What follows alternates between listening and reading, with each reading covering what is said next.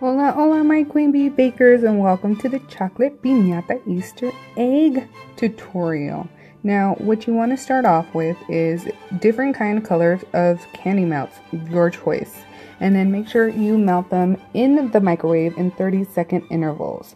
So when they're ready to be poured into this egg mold, and I bought this egg mold at the dollar store. Start pouring it into the egg mold, however, like a splatter effect, like if you're painting a Picasso. And then you're going to put your colors, but you also want a base color of white. So make sure you pour enough white in there. And then you're going to swirl it around the whole egg-shaped plastic container.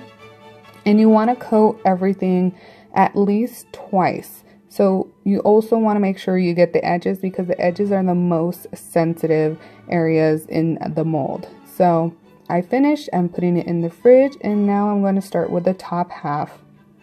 Now, again, you can use whatever colors you want to use. I love these festive colors. They remind me of rainbows and unicorns, and Easter. I love pastel colors, so that's why I chose these vibrant colors. Now, again, with the top, you're going to do the same thing. You're going to swirl it around till everything is nice and covered.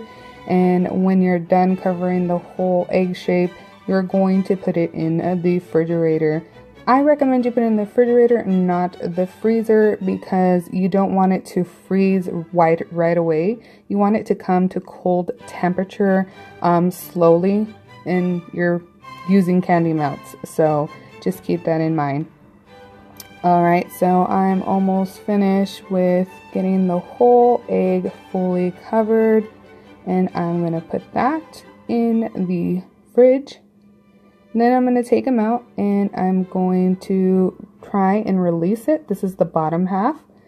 Actually, I'm not going to release it. I'm going to actually put another coat of candy melts in there.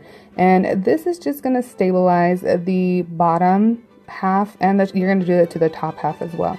But this is just going to stabilize the shells so that it doesn't crack or break on you. Now, you're going to see a little later in the video that I did crack my egg because I handle it too roughly. I guess I have too many muscles. I guess. I don't know. But make sure you do coat it twice, and especially the edges. As you see me giving the edges extra chocolate, make sure you do that as well, because those are the ones that are going to give you the hardest time. So make sure you do that to the top and to the bottom base and put them back in the refrigerator, and then we're going to try and release them. Remember, you can use chocolate, you can use candy melts. I just decided to use Wilton's candy melts because I am very familiar with them. I love working with the candy melts, and they just work really well for me. So what I'm doing right now is I'm scraping off any excess chocolate so I can get a nice flat seam when I pop it out of the mold. So let's try and pop it out. Nice, nice. I got a little crack on the bottom. Like I said, I manhandled it. And I'm loving the swirl color effect I got. Now the top, I also got a nice little crack on there because I was being impatient. So I had to give it a third coat of chocolate. Don't do what I did. Don't be impatient. But if you feel like you need extra chocolate, go ahead and give it extra chocolate. So what I'm doing right here is just scraping off the edges so I can go ahead and line it up with the bottom. Now, this works with any kind of mold that you're going to be molding stuff like this.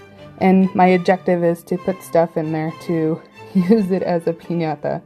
So I am measuring and trying to calculate, see how or where I'm going to need to put chocolate. And I think I got it.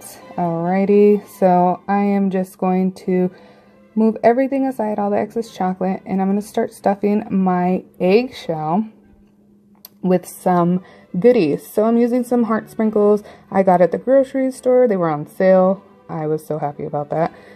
Some rainbow marshmallows, which I love, and I'm going to use in another tutorial, and a Hatchimal cute toy, some bunny lollipops, and this egg is more geared towards a child, so obviously the child can do this part.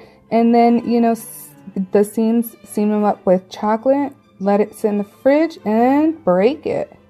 I hope you guys like this tutorial, and do something with your kids when you're doing this. They'll be happy to help you. I promise.